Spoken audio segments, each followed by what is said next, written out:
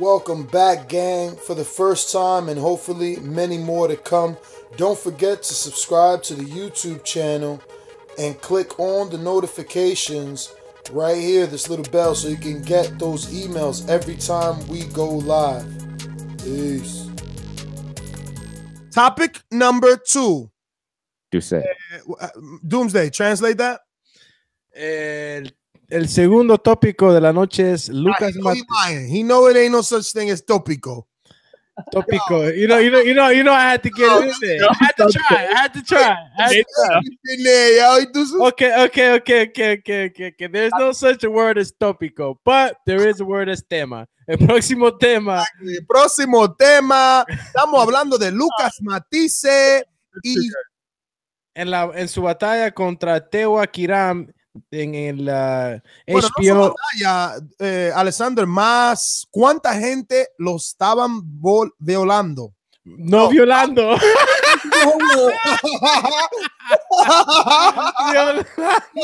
No, la voz en español is going to be official with all these mistakes. Oh my God, bro. All right, so basically topic number 2, ladies and gentlemen, is Matthysse. Lucas the Machine Matthysse took on somebody named Kiram, and he knocked him out. But what's interesting is no. We really do give a fuck. Oh, wow. Okay? I think, Matt, you wanted to play. No, I don't know why I didn't play. Oh, yeah, this one. This one? No? Oh, no. I'm not the one playing. Who the fuck is that guy? That was so late. But, yeah, that was 51. So, yeah, all right. So the funny thing is, this fight was on HBO Championship Boxing, right, Matt? No, it was Boxing After Dark. Oh, yes. Boxing After Dark. Hey, Doomsday, you being new on the panel, do you know the difference between Boxing After Dark and HBO Championship Boxing? Yeah, After Dark obviously is not on the HBO network. That is false. That is it's on the same network? Yes. All right, so then I don't know the difference. So Boxing After Dark is on. Matthysse, why don't you teach instead of trying to put down your fellow co-hosts with the same hat? You guys look like fucking the two twins for real. You look like stepbrothers. Listen, I think you're gonna see more of it because it's like the announcement of the fight now. It's just we're like getting another set of hats, Ness. Like I'm sorry, and I'm gonna wear those until those deteriorate. Exactly. Come on. So explain to Doomsday what's the difference between Boxing After Dark and Championship Boxing. The amount of budget that goes towards the event is different. World Championship Boxing garners a different budget sense than Boxing After Dark. That's always been the way that it's been described to me. Now, all right, why?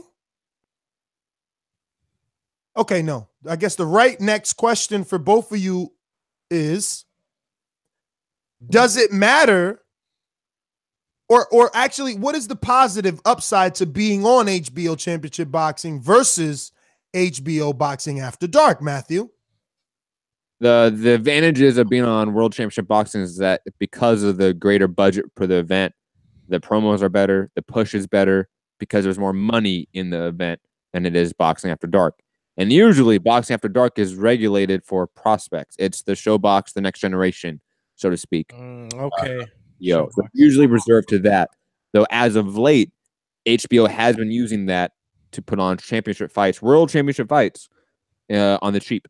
Because remember, both Linares and Matthysse made under $250,000 each for their respective fights here. So they did get this fight on the cheap, and they did pay cheap for this event. So that's probably the reason why. So now, Matthysse, if hypothetically Canelo faced his equivalent nemesis in his respected division, and Adrian Broner faced his equivalent same level of popularity nemesis in his respected division on his respected network being Showtime and Canelo staying on HBO, one would do greater numbers than the other? Yes. Now, obviously, I'm using Canelo and Broner. Because of the biggest names on their respective networks, you can probably say. But how could we subtract the obvious Canelo country to make things analytically a little closer for our audience to get the, the angle that I'm going in such a long, drawn out way. I think it's kind of hard to separate that, to be honest, because I don't think Showtime has that respective star. Like Mike Garcia isn't this big, well-known Hispanic star. So you kind of have to just include that in there, to be honest. All right, I guess there's no way to dance around trying to say that Errol Spence should have done better ratings on Showtime championship boxing with the budget of a championship boxing, with all the promos that we've seen for Errol, versus Lucas Matthysse fighting some guy that I never heard of, and I'm sure the audience has never heard of. So we're going back to that. Is he a star? Now, to play. Wait a minute, because I heard something on one of these telecasts over the weekend, and I think it was maybe Jim Lampley that probably said it. Maybe we're wording it wrong. Maybe he is a star, but he is not a superstar. Then that just becomes a semantic argument. Errol Spence. I mean, there's a lot. I mean, what factors kind of like dictate what the numbers came out to be, right? What venue? The biggest factor is going to be how many more homes HBO is in versus the amount of homes that have Showtime as a network on their cable boxes. HBO has 10 million more subscribers than Showtime. But Errol Spence is a star. He's was in front of 6 million. He went to the Olympics. He speaks English. Floyd Mayweather christened him. But then he has rumors of knocking out Adrian Broner. He gave Mayweather a black eye. He went to the UK and beat Kell Brook, the guy that beat Sean Porter. How is it that Lucas Matthysse, who resides in Argentina, only comes to America for training camp and fight night, speaks no English, lost to Danny Garcia, quit versus Victor Postal, took a year off, comes back and does better numbers? Well, Ness, let me break that down very easily. Number one, Matthysse, even though you mentioned losses, is the more established name in boxing on the more established network of boxing, which is HBO. Let's not forget that he also fought fucking Danny Garcia on the undercard and co-main event of one of the biggest pay-per-views of all time in Mayweather versus Canelo. So he got one of the biggest shines and one of the greatest fights of the year as well. That will obviously do wonders for his brand and his awareness. Secondly, Errol Spence, even though he is we're going to use this term, even though I don't agree with it, a star, he is not on the Star Network. Like I previously said, HBO is still the leading network for a reason. They still have the better premium content. They still have the better premium, I would say, service as well. Overall, not just boxing. Overall, I guess the network helps. It does help. It 100% helps.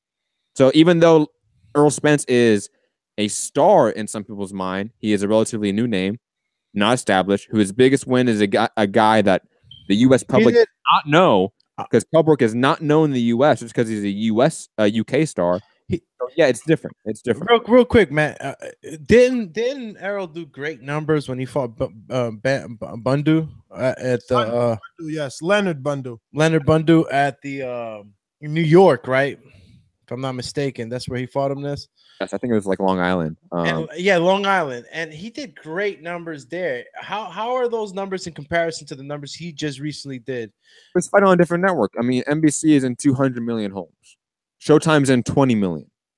You got to think about it that way. You're talking about a drastic difference in the amount. I'm just adding on to your theory. You know what I mean? Because if you could compare, if he was on NBC and he did hell of a good numbers with them, and then he didn't do so good now with Showtime, and then HBO being the argument that people have said that because that huge spike in viewership for that Leonard Bundu fight was purely because of the Olympics and having Kobe Bryant and LeBron James on the court right before your fight, that affected the viewership more than anything, and that people really didn't know about Spence. They just had that. They had their TV on. So I guess it's just making it more concrete that that's what it was for that fight. Potentially, yeah. That if And your perspective is that these numbers are mediocre or bad with Lamont Peterson, then yes, maybe you're not you specifically, but you know those thinking out there, their opinion about those numbers being inflated on NBC are also true. Your perspective is probably confirmed here. Earl, I mean, he's a star, but he's not a seller. I mean, how many boxers do we have right now that are stars, but they're not really ticket sellers or really get that audience to tune in? Tickets have nothing to do with viewers. This is viewership. Yeah, let's just say. I mean, Lucas Matthysse is Argentine and speaks Spanish, and Kiram, who knows what he speaks? Like, how did this happen? I'll tell you where it happens. Where I feel, Ness, I think that Lucas Matthysse is able to put in this, Latino demographics that we sometimes, forget. We forget how big South America is a huge continent, and they have access to streams. So I don't know. Maybe just the following of Lucas Matthysse. And let's not forget that Matthysse was like the Errol Spence before the Errol Spence. Like all the hardcores loved Matthysse when he was knocking out Lamont Peterson, and he looked like he was going to knock out Danny Garcia. Yo, but let's be real. Let's be real. How many hardcores watched Argentina live? No. Wait a minute. So this could seep in. How many hardcores watched live Lucas Matthysse versus Kiram? Because I'm a fucking shit. Obviously a lot. Obviously enough. No. 100,000 households did. No. I bet you asked your hardcore friends. They didn't. I didn't even watch it live. I watched that shit the next morning. I got you may not have, but a lot of people did though. I mean, this almost did Lomachenko numbers on HBO before Lomachenko left HBO. I think that just is credit to HBO having a bigger casual fan base. Like they know how to attract the casuals, and maybe you're on to something. I mean, I didn't think about it till today, but maybe somehow Lucas Matthysse has residual effect. It just makes no sense. No sense for these numbers to be higher than Spence, because Matthysse came off a knockout loss to Postal, and then he beat 140-pounder Emmanuel Taylor. Like he doesn't have like momentum. Spence has momentum. Like I don't get these numbers, you know what I mean? But what this does prove is that at least guys like Daniel Jacobs made the right decision. I mean, the bigger network is still HBO, even though it has a shrinking boxing budget. It doesn't exactly. It makes no sense with a shrinking boxing budget and a shit schedule year after year. Like, why are people still watching their boxing there? Bro, because more people are tuning into the network, so casuals are just gonna tune in. Hey, you know what? Look at this boxing fight. I mean, they got Game of Thrones. Who listen? It's like us. You know what I'm saying? People sign up for standing 8 counts of Patreon. People sign up for Border Wars. People sign up for different content. But whatever that content is, that's what brought them there. So Game of Thrones, fucking now Curb Your Enthusiasm is back. Like they have so much HBO original Academy Award-winning programming that casuals are just there. And it's like, oh, boxing is on. Fuck it. Who's this guy, Lucas Matthysse versus Kiram? I don't fucking know, but I'm going to watch it anyway. Kind of, Matt, ironically so, who we're speaking of, Errol Spence. Yeah, the same way with his huge viewership on NBC. Like everyone was just there watching Kobe and LeBron. They're like, oh shit, there was some boxing. Let me stay on and watch this. Who's Errol Spence? He was Olympic? He was Olympian? Cool. I was just watching the Olympics. He must be somebody. Oh man, he knocked out this guy. Cool. Couple of Patriots tuned in for that one. Unfortunately, every casual that watched that fight on NBC has no idea he's fighting on Showtime. Yeah. Essentially, because Showtime and NBC have no relationship. So if you saw that fight on NBC, there's no long-term promotional arc on that network that you saw that original fight in. So it's hard to build up stardom when you're going back and forth in network, and these networks have no relationship with each other. When you're going from a CBS to a Showtime, it's easy because those networks have a relationship. When you're in cross-network, it's very hard to get a sustained promotional effort from a network, which is very different than a promoter pushing you or a manager pushing you or a talent agency pushing you. It's very different. We got 2 comments in the chat that I definitely want to get to.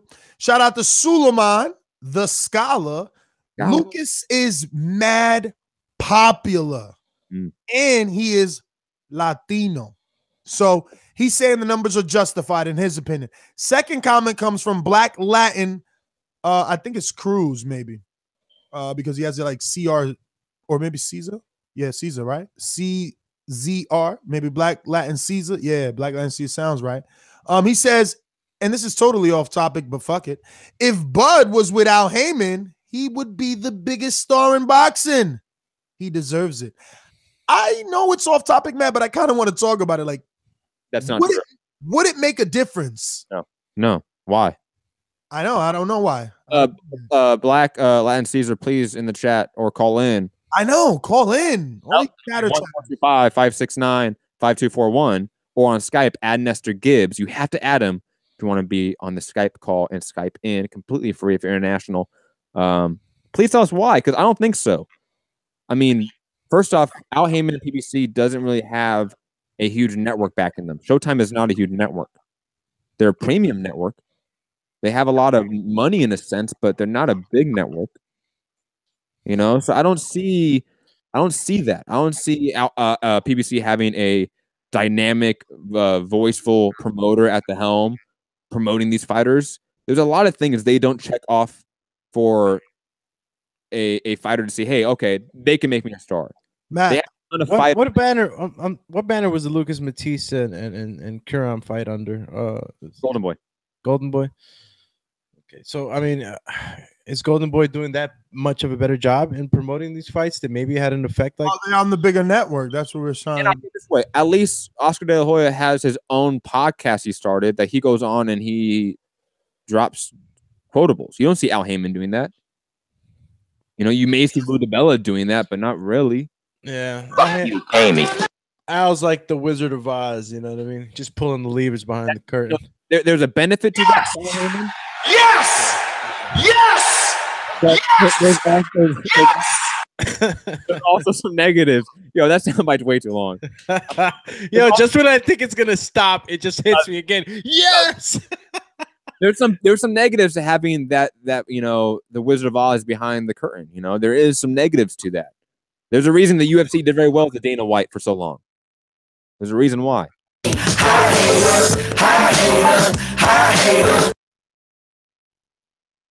Hi, hater, Matt. What is up, TBV family? Yes, YouTube has been cutting funding to their channels as of late, and with net neutrality going through its process, the internet is changing. If you want to keep your favorite channel intact, coming up with tons of content, and plus get hours and hours of extra content, head over to patreon.com/ThaBoxingVoice to become a member of the TBV family and help support the channel. Peace. No other sight in the game could see the boxing voice.